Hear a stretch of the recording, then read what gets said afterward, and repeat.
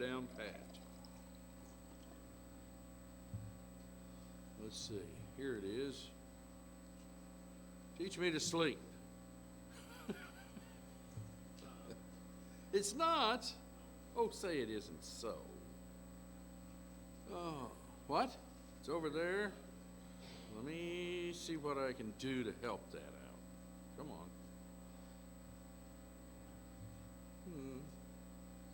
All right, let's try again. Is it up there now? Okay. I blame it on Dave.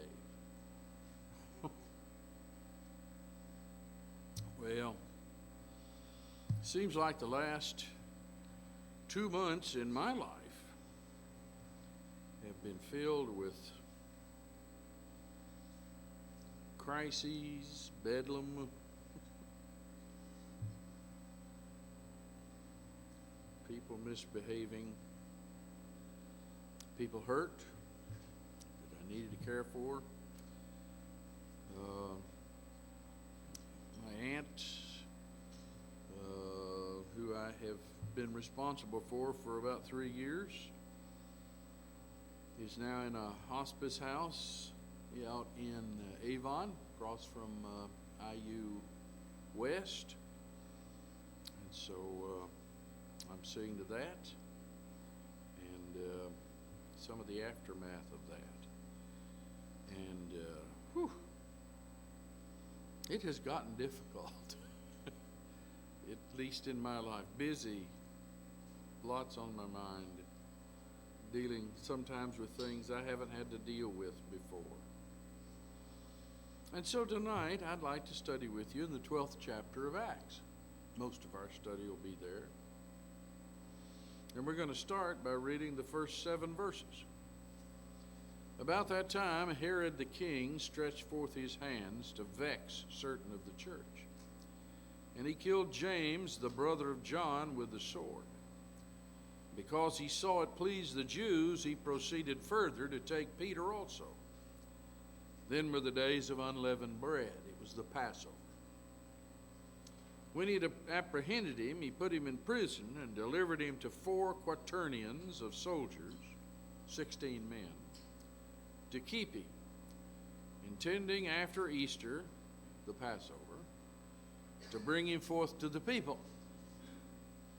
Peter therefore was kept in prison, but prayer was made without ceasing of the church unto God for him. When Herod would have brought him forth, the same night Peter was sleeping between 2 soldiers, bound with 2 chains, and the keepers before the door kept the prison. Behold, the angel of the Lord came upon him, and a light shined in the prison.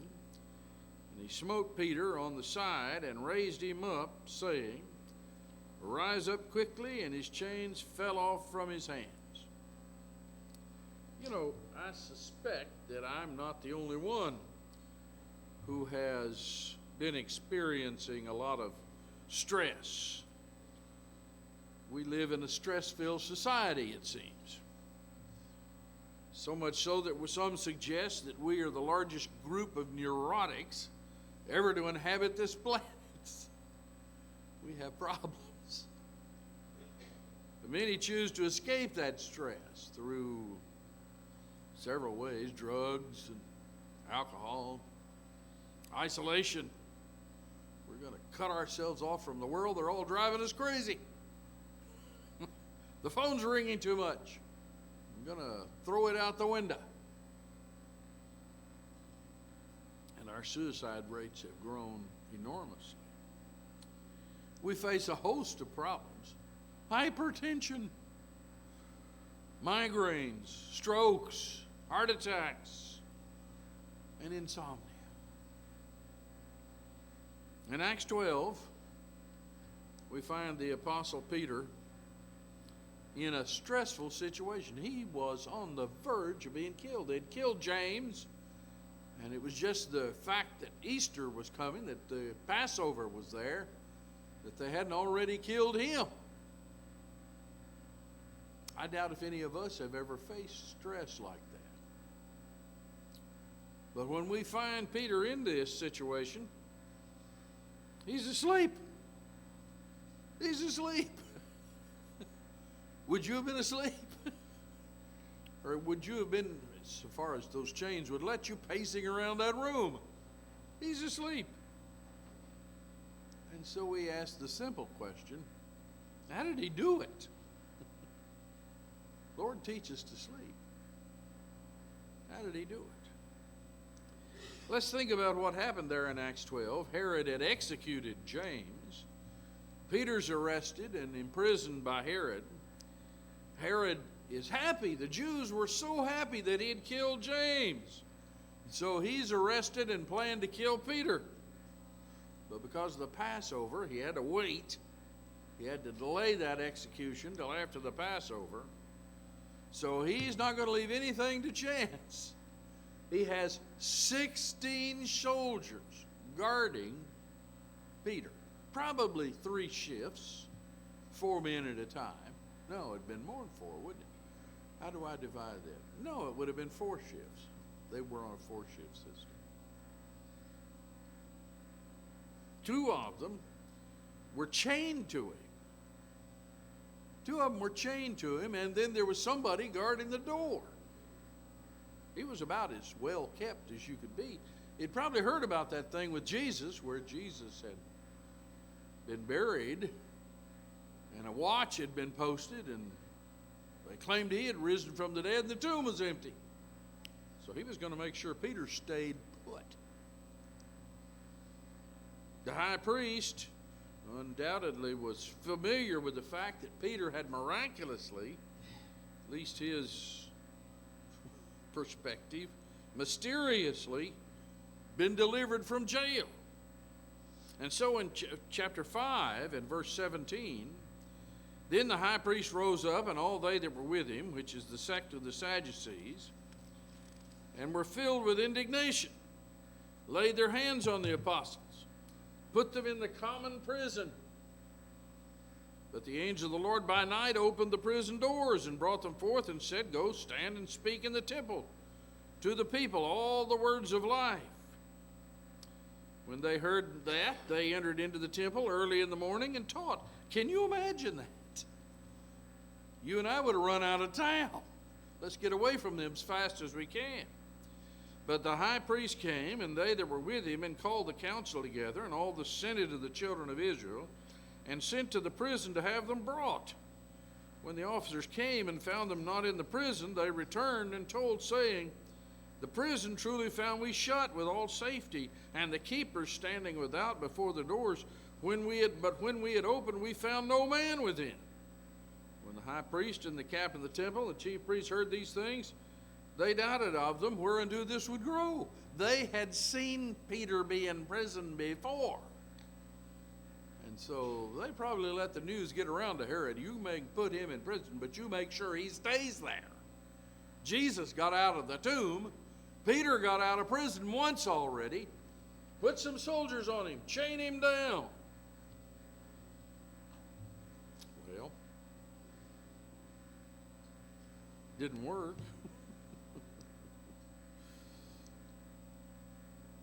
The church was active. That's what it says there. They were active. They weren't trying to figure out how to bust him out. They weren't in insurrection. But the Bible says they were in fervent prayer. They were calling on a higher power. A higher power. You know, a lot of times we often imagine that they prayed for Peter's physical safety and his physical deliverance from prison. But I don't think they imagined that at all. In verses 12 through 16, I don't think that's what they were praying for. Look at verse 12. When he had considered the thing, he came to the house of Mary, the mother of John, that is, after he had escaped from prison. You're out here free, now what do I do?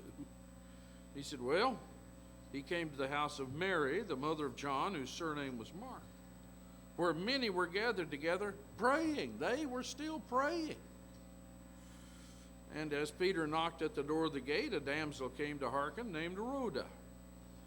And when she knew Peter's voice, she opened not the gate for gladness. You ever seen the kids come to the door when you knocked? And they're so excited to see you, they don't even open the door. They run to tell their mother. But ran in and told how Peter stood before the gate. And they said unto her, "You're crazy. We're in here praying for him. There's no way he's getting out of that prison. He's chained to 2 soldiers." She constantly affirmed that it was even so. Then they said, "It's his angel." But Peter continued knocking. When they had opened the door and saw him, they were astonished. That's not what they'd been praying for. They had not been praying that he would be miraculously delivered from danger. They knew he had faced danger before and had denied Christ. You do remember when that happened. Now, perhaps they were praying that Peter would have spiritual strength so that he could face the same death that Stephen and James had faced and get to heaven.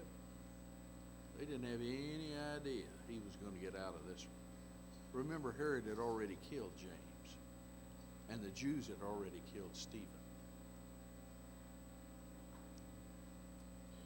Well,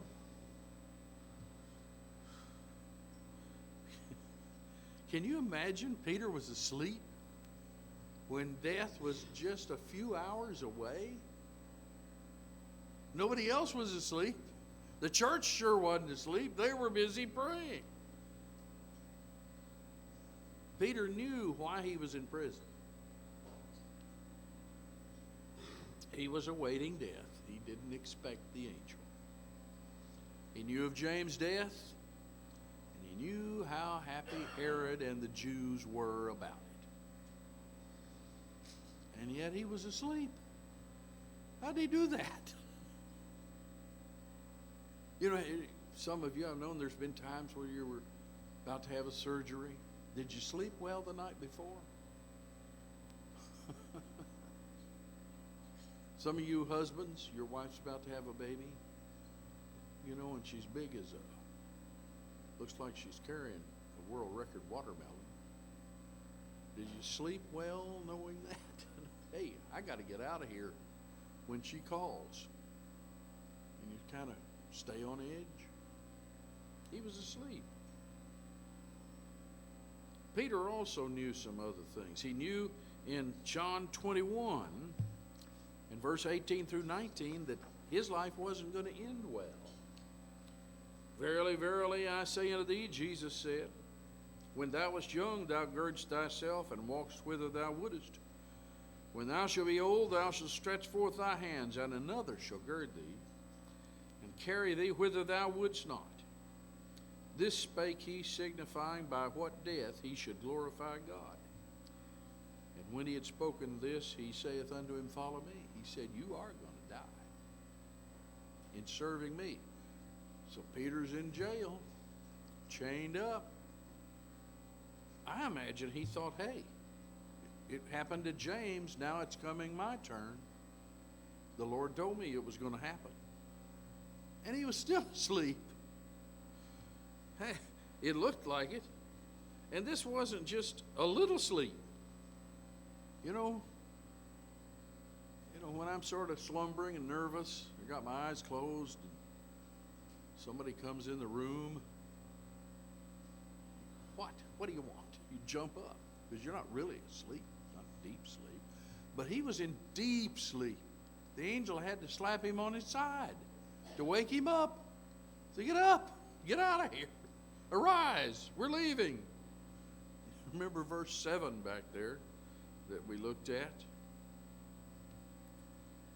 The master had taught Peter to sleep. We read, remember Mark 4? Who was reading tonight? Octavio. Remember, the Lord in the middle of a storm is asleep on the boat, on the back end of the boat with a pillow. Master, carest thou not that we perish? Don't you know there's a storm? Well, Jesus had taught him that to sleep and not to worry. How did he do it? What did he know that made that sound slumber possible. Peter knew that God was awake. He could sleep because God wasn't. God wasn't sleeping. In Psalms 121, you might notice with me the first 8 verses of that psalm. He says, I will lift up mine eyes unto the hills, from whence cometh my help. My help cometh from the Lord, which made heaven and earth. He will not suffer thy foot to be moved. He that keepeth thee will not slumber. Behold, he that keepeth Israel shall neither slumber nor sleep. The Lord is thy keeper. The Lord is thy shade upon thy right hand. The sun shall not smite thee by day, nor the moon by night. The Lord shall preserve thee from all evil. He shall preserve thy soul. The Lord shall preserve thy going out and thy coming in from this time forth and even forevermore. God was awake. God was awake. He was on vigil, caring for us. He was our sentry, so that we can always feel secure. He had proven himself in the past. Remember, Peter had already been delivered from prison once. And there was no reason to doubt him now. There's a peace to be gained from the knowledge of the constant presence of God. In Psalms 27, verse 1. The Lord is my light and my salvation. Whom shall I fear? The Lord is the strength of my life. Of whom shall I be afraid? When the wicked, even mine enemies and my foes, came upon me to eat up my flesh, they stumbled and fell. Though a host should encamp against me, my heart shall not fear. Though war should rise against me, in this will I be confident. One thing have I desired of the Lord, that I will seek after, that I may dwell in the house of the Lord all the days of my life, to behold the beauty of the Lord, and to inquire in his temple. For in the time of trouble he shall hide me in his pavilion. In the secret of his tabernacle shall he hide me. He shall set me up upon a rock.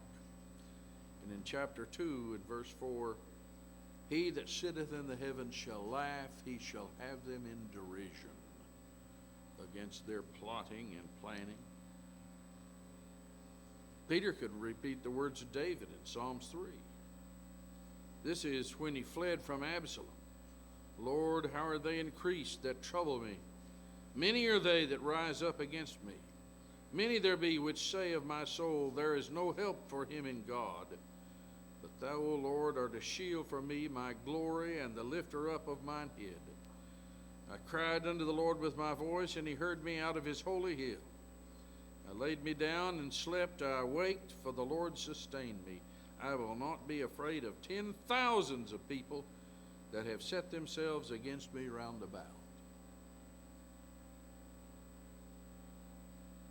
I won't be afraid. Peter could remember the Lord's words where he said, I am with you always, even to the end of the world, in Matthew 28. But we worry about this. Was God serving as a sentry when James was executed? Haven't you ever wondered about that? Why was James executed and Peter spared? You know, it seems like such a cruel thing to happen to James. But was it? Was it? You know, we always imagine that when the dead in Christ leave us, what a terrible thing. I wish they could have lived longer. But do you suppose James felt that way in heaven? Or was he glad to be with the Lord? Was he glad to be with the Lord? It's us who are the lonelier. It's us, as we look at that thing that's supposed to be, David, where she blames you for this TV in the back not working. It's us who miss all those people that we've seen go before us. It's not them. It's not them. It's us. So was James the cursed one and Peter the blessed one? Because the Lord had more work for Peter to do. He was going to die later on. But James went to heaven right away, sooner. You might think about that a little bit. Did the Lord slip? Was he distracted? I don't think that's possible. But, the thinking about it might have caused Peter to worry a little bit. Maybe it's my time. But he didn't worry. He was asleep, sound asleep, expecting to die the next day. Peter knew some other things that helped overcome this questioning of Jehovah. Peter knew there was no reason to fear death. We need to realize that too. We read this morning about what was their name? What were those three guys' name in the fiery furnace? Come on, you've studied that in Bible class. I see you, Isaac. What was their names? I'm going to give you the first one. Excuse me, Fabian. I always call you by your brother's name. He's over here. I don't know if he knows or not. I'm going to give you the first one. You've got to tell me the other two. Shadrach. Come on. What is it? Meshach. You know the last one? Abednego. Did you get all three of those? Way to go, Isaac. Excuse me, Fabian. I'm going to give you a name tag. Fabian. I don't know, you don't see their papers, but Fabian's papers were real good, and he told me, he said, I know all those stories this morning. He studied about all those men in Bible class, and it's important to know all those stories. This is an important one to know. Peter probably knew about those three. They'd come out of that fiery furnace. So the answer that those three had and thought was, what if I die? Is that so terrible? Is that the end? I don't think so. A lot of people today live their entire life terribly worried about dying. The very thought of death makes us worry. We don't have any peace. We don't have any joy. We don't have any hope because we're going to die. And, when you get my age, you realize, hey, this is about as good as it gets. In fact, I'm kind of on that downhill slope now. It's not as good as it was. I'm headed downhill. You're going to worry about that? Is that going to trouble you? Peter had the comfort of knowing of his security. Look with me in Psalms 4 and verse 8. I will both lay me down in peace and sleep, for thou, Lord, only makest me dwell in safety. I'm going to read that business about Shadrach, Meshach, and Abednego again. It's in Daniel 3. O Nebuchadnezzar, we are not careful to answer thee in this matter. If it be so, our God whom we serve is able to deliver us from the burning fiery furnace, and he will deliver us out of thy hand, O king. But if not, be it known unto thee, O king, that we will not serve thy gods, nor worship the golden image which thou hast set up. They weren't sure God was going to deliver them. Why? Well, we're going to die sometime, and God's going to take us, and we'll be all right. Death wasn't something to be feared. Peter shared the idea with Paul. You might look with me in 2 Timothy. Here I want you to notice chapter 1 and verse 12, where Paul says, for the which cause I also suffer these things. Nevertheless, I'm not ashamed, for I know whom I have believed, and am persuaded that he is able to keep that which I've committed to him against that day. He said, I'm going to be all right. And again in chapter 4 of 2 Timothy, I am now ready to be offered. Peter was saying that. And the time of my departure is at hand. I have fought a good fight. I've finished my course. I've kept the faith. Henceforth there's laid up for me a crown of righteousness, which the Lord, the righteous judge, shall give me at that day, and not to me only, but unto all them that do love his appearing. Peter knew that faithful service is going to be rewarded. God wouldn't forget his faithfulness. Hebrews 6. God is not unrighteous to forget your work and labor of love which ye have showed toward his name, and that you have ministered to the saints and do minister. The Lord knows about that. He knows you, what you've done in those regards. We have a guaranteed reward beyond death. We have a rest from our labor. I heard a voice from heaven saying unto me, Write, Blessed are the dead which die in the Lord from henceforth, yea, saith the Spirit, that they may rest from their labors, and their works do follow them. I think James thought that. I think Peter was thinking that and was able to sleep. You might notice Revelation 7. He said unto him, Sir, thou knowest. He said to me, These are they which came out of great tribulation, and have washed their robes, and made them white in the blood of the Lamb. Therefore are they before the throne of God, and serve him day and night in his temple. And he that sitteth on the throne shall dwell among them. They shall hunger no more, nor thirst any more, neither shall the sun light on them, nor any heat. For the Lamb which is in the midst of the throne shall feed them, and shall lead them into living waters, living fountains of waters, and God shall wipe away all tears from their eyes.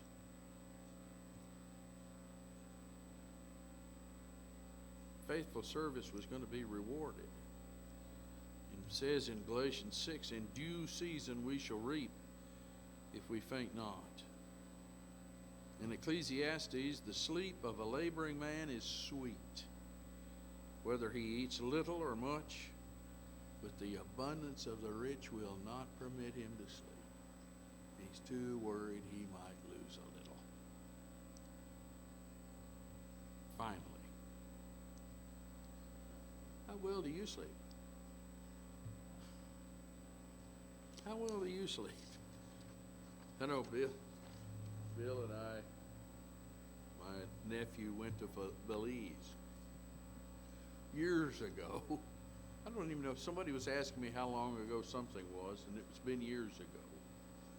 But I remember we were sleeping on a concrete floor, and sleeping on air mattresses, and I had a leaky air mattress, which was driving those guys crazy.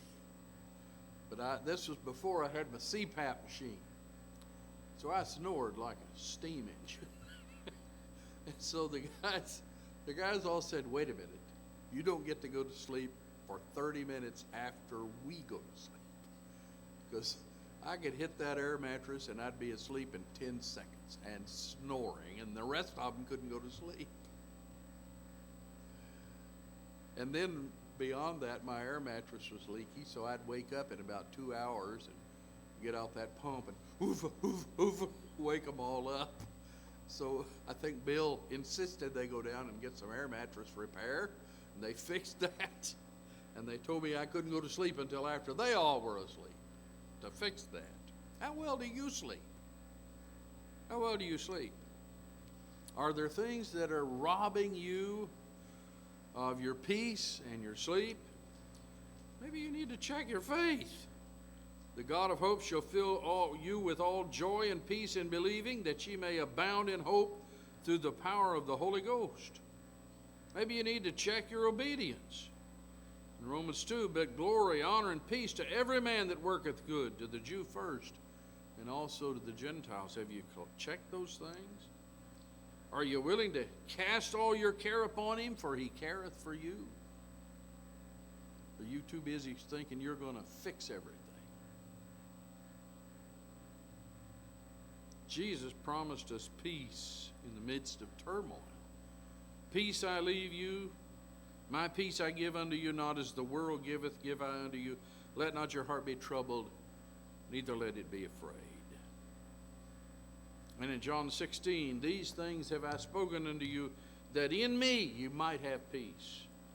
In the world ye shall have tribulation, but be of good cheer, I have overcome the world. If you're free from the guilt of sin, rest well. Rest well. If you sin, pray to the Lord. Ask for forgiveness. If you're one of His, He'll forgive you. If you're guilty of sin, how are you going to remove that guilt? How are you going to rest in peace until you finally come to the Lord and He forgives you? If you're here tonight and not a Christian, come while we stand and sing.